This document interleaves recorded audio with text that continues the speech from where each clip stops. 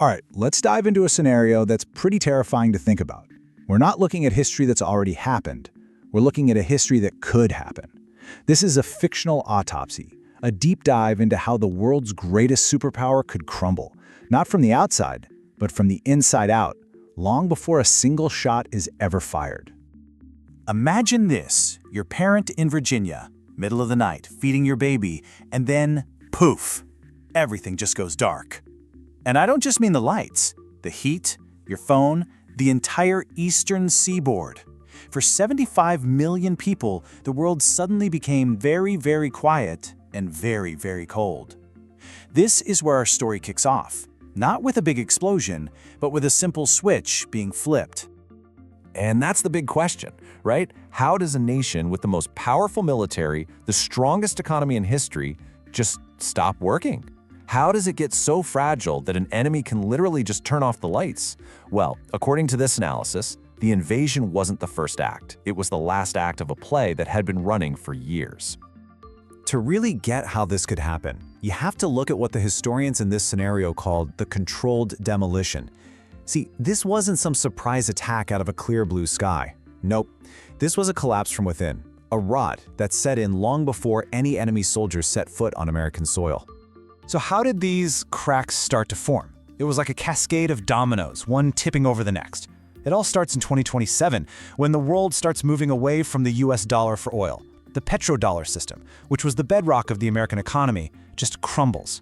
This sets off a financial crisis so bad that a major American city, Cleveland, actually goes bankrupt. That leads to something called the Great Austerity. We're talking crippling cuts to the military. And just when the country is at its absolute weakest, a deadlocked presidential election in 2033 paralyzes the entire government. It was the perfect storm. At the heart of that economic nightmare was this number, $45 trillion. That was the national debt. Once the dollar wasn't the king of the world anymore, paying the interest on that debt became pretty much impossible. I mean, just the interest payments were eating up over a third of all federal tax money. The country was, for all intents and purposes, strategically broke. And this slide right here, this shows you the real-world cost. Before the crisis, the US Navy had 290 ships, a presence everywhere in the world. After the Great Austerity, down to 210, and they were all pulled back to home waters. The 7th Fleet, which had been patrolling the Pacific since World War II, was basically told to come home. America just vanished from the world stage, leaving this huge power vacuum.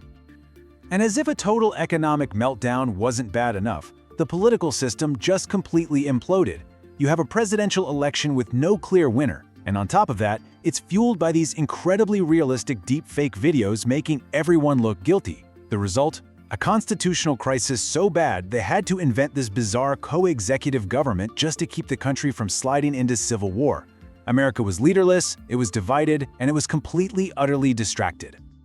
And that right there was the exact moment the nation's adversaries had been waiting for.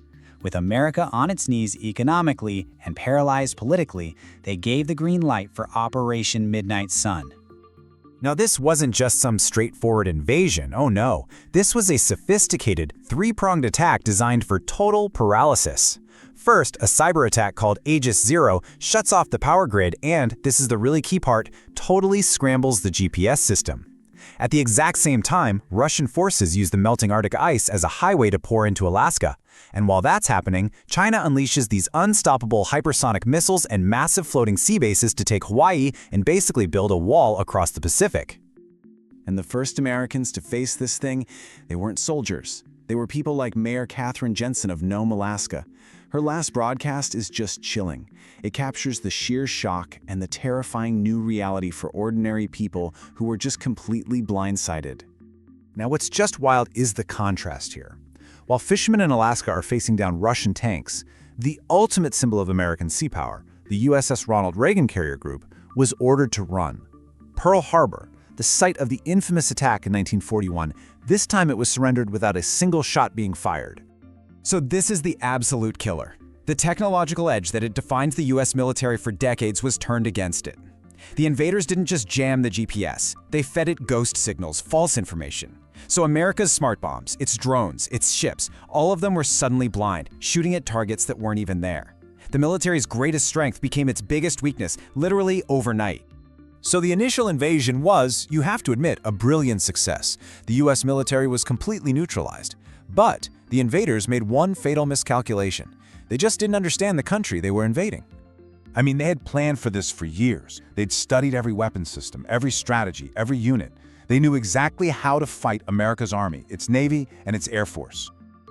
But what they weren't prepared for was a war against 330 million Americans. They were fighting a population that owned 400 million firearms and had this deeply, deeply ingrained spirit of self-reliance and, let's be honest, a resistance to being told what to do. Just look at this number, 1,100. That was the average number of casualties the occupying forces were taking every single month from what they called non-conventional small arms fire. We're not talking about army units here. We're talking about snipers in suburban neighborhoods, farmers in the Appalachian Mountains. It was, quite literally, death by 1,000 cuts. And you don't have to take my word for it. This quote from an enemy intelligence officer, it says it all. We are losing more soldiers to American housewives with deer rifles than we lost in the initial invasion. Think about that. They had conquered the government, but they couldn't conquer the people. The country was too big, and every single citizen became the enemy. In the zones they did manage to control, they tried some insidious new methods. Out on the West Coast, they rolled out the ORCID system, basically a social credit score that decided whether you got to eat or work or even ride the bus. It was occupation not by the gun, but by an app on your phone. And even that couldn't stamp out the resistance. So in the end, the occupation just wasn't sustainable. The cost in blood, in treasure, it was just too high, and the whole thing collapsed under its own weight. But the America that rose from the ashes, well, it was not the same one that went into the war. What was left was a fractured continent. The United States of America, as we know it, was gone. In its place, new nations started to rise up along the old fault lines. You had a powerful, oil-rich Republic of Texas, a tech-heavy Cascadian Union up in the Pacific Northwest. The whole idea of one nation, from sea to shining sea, that was just a memory. So what are the big lessons from this whole chilling story? Well, it shows us that economic power, that's the foundation for everything else. It shows that a nation divided against itself is an open invitation for its enemies. But I think most importantly, it shows that the spirit of a people, that raw will to resist, can be a more powerful force than any army. It's a brutal reminder that empires fall slowly and then all at once. And this, right here, is the final and maybe the most crucial point. The state, the government in DC, the lines on the map, all that disappeared. But the idea of America, that core belief in self-governance, in individual freedom, in standing up to tyranny, that survived. It lived on in these new republics, in the free zones, in the people themselves. Which brings us to the final, really provocative question that this whole analysis leaves us with. When a government falls but its founding ideals live on and find new ways to exist, is that really a defeat? Or is it just the next, very painful, step in evolution? Something to think about.